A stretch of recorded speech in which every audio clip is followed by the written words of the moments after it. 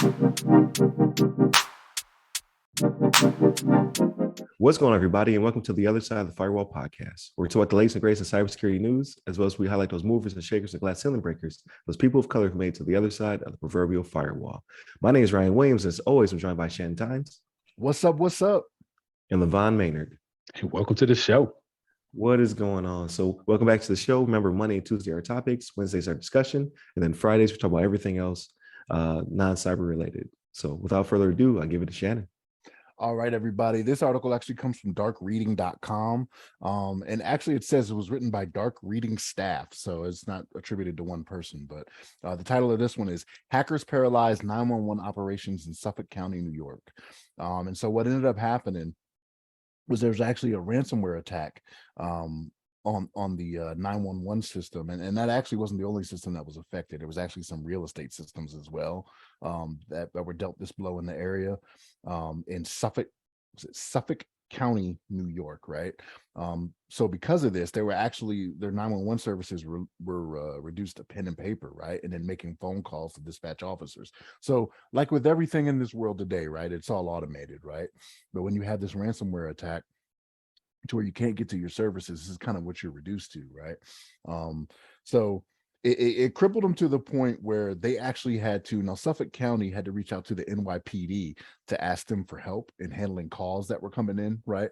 And in response to NYPD, they added 5 extra officers per shift to help them, right? Now, what's kind of crazy about this, not kind of crazy, but what gives us a little bit more meaning is that New York City is actually almost 2 hours away from Suffolk County, where they were affected here for this. So you got NYPD officers that are going like 2 hours away to provide this service for them in Suffolk County. So this is what we talk about all the time, right? Like when it comes to securing your network, cybersecurity, this is where it really hits home, right? When it comes to 911 services and emergency services like this is what you don't like to see, right? Because it's almost a guarantee that something has happened to where someone possibly lost their life or could have lost their life. Someone went missing or something like that, and you just don't get the response that you're used to, right? Like the times get delayed, them having to actually pick up a phone and make a call, you know what I mean, to somebody instead of just dispatching through their computer system, because that's just the conveniences we've become used to, right? Like this is why you have emergency services show up within minutes, right? Because you have some type of system, computer system that can dispatch them easily. But for you to have to, because there's no telling how far this game went, right? Like the game of telephone, literally, right, is what this is, right? So somebody calls in, and then they make a call, and they may have to make another call, and they may have to make another call, right? And it could be dangerous in these times, right? Someone may respond somewhere with the wrong information, right? And you know how that can turn out, right? Somebody could get shot when they don't need to be, or it be misunderstood who's who in a certain situation, this is just where it gets dangerous, right? But you hate to see stuff like this happen, but and we don't have any more information on how they actually got in, right? But if it was a matter of poor security, like they got to do better than this, right? Like especially when it comes to law enforcement services, emergency services, things like that, we got to do better to prevent these types of things from happening, because lives are literally on the line when stuff like this happens. You know what I'm saying? But LeVon, what's your thoughts on this? Yeah, man, I think you covered it very well, but I was going to say that the whole thing with this compromise right here, like you kind of alluded to towards the end there, that it's like what they need to, like, these are some of the most important systems that we have in place, that we need to have like some of the finest cybersecurity agents or I guess workforce to be able to handle these kind of compromises as quickly as possible, or even to prevent them from happening in the first place.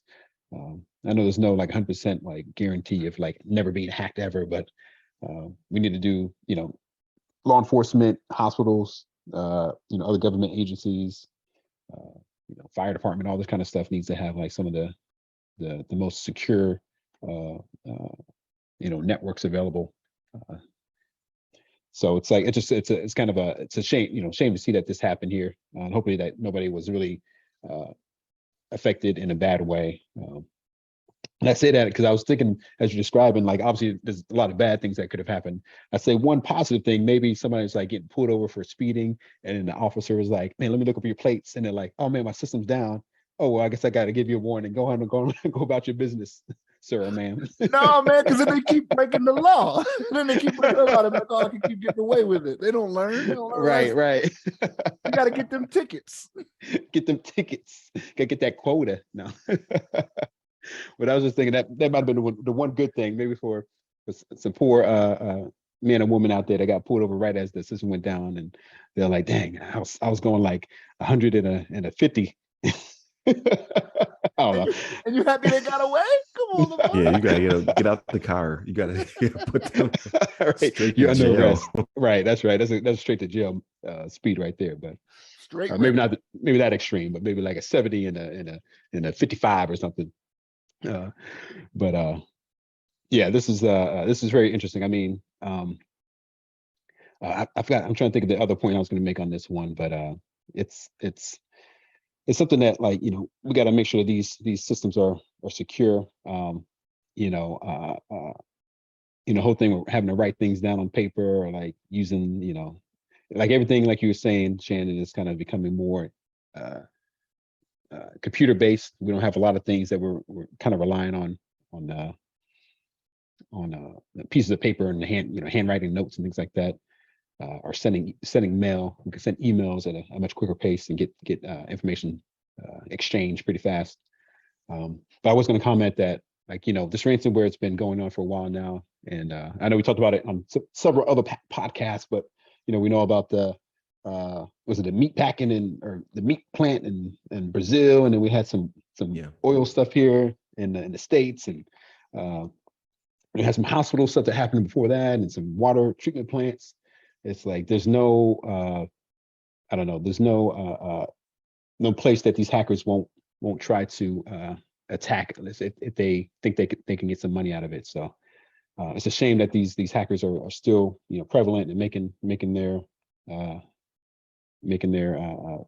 mark on society in these various locations. But hopefully that this kind of helps open up some eyes, and maybe we'll start seeing more focus around cybersecurity at these different organizations. But I'll turn it over to you, Ryan. What do you think about this one? Yeah, definitely. So yeah, I believe emergency services should be treated the same as critical infrastructure, right? So like your colonial pipelines, like you said, JBS, a few others. That's how every precinct, fire department, et cetera, should be treated as well, in my opinion. Only because, like, during the chaos before they flipped over to paper, how many calls were lost, right? 'Cause I'm sure they were still adequate. Not as efficient as they could have been playing the telephone game. But there had to be somewhere in between that process, like could have been an hour, 2 hours, where they're trying to figure out, like, how do we get at this? And I don't know how big Suffolk County is, but it is danger close to the city, right? So it's probably a lot of people out there who are having issues, who needed emergency services and just could not get it in a timely fashion. So I've never been to Suffolk County, but when I looked it up, I was like, oh, Suffolk County, I've heard of it. So I was like, I wonder how close that is to Erie County. That's where I'm from, Buffalo's Erie County. It's 7.5 hours. So it's way closer to the city than we are. So I was like, oh, okay, like that's probably a bigger, more dense county than my hometown. So that is a shame. But they don't tell, like you said, they don't tell how this occurred, but it was probably email, most likely. Like either it was an email that led to certain services being encrypted, or certain files being encrypted, or it was a what is it called? Can't think of the phrase off the top of my head, but it's where someone gets your credentials and they just keep leveling up their access until they get to the privilege escalation. Yeah, privilege escalation. Thank you. Some sort, like to cripple a system to this level, because to be as big as they probably are, because it doesn't seem like this is a podunk county or town. It had to be pretty severe.